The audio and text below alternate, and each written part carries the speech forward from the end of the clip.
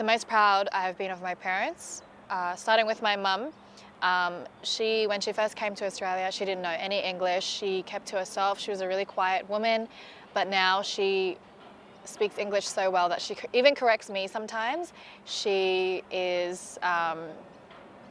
knows slang, so she chucks a bit of a lol and everything every now and then. But the proudest of her, I would say, would be firstly, her decision and graduation from hairdressing school, as well as the childcare certificate that she took and completed.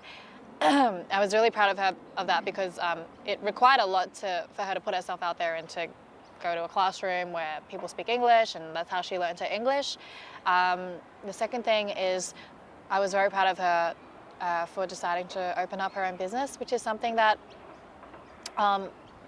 she probably would never have considered in her whole life, and she's very happy about that as well. For my dad, I would say I'm very proud of what he's been able to do for the Vietnamese community. While his English isn't as great as my mum's, he's still been able to do a lot of volunteering.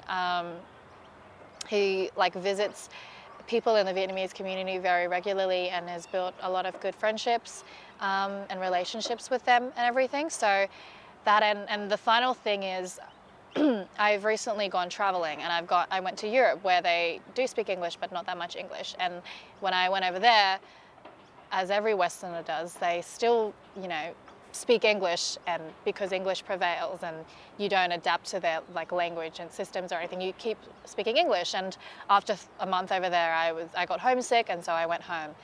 For my parents, it was like they went overseas for a big trip, but they never went home. So they had to come here. They couldn't, Vietnamese does not prevail in a Western country. They needed to learn English, and if they felt homesick, they couldn't go home. They just had to brave it.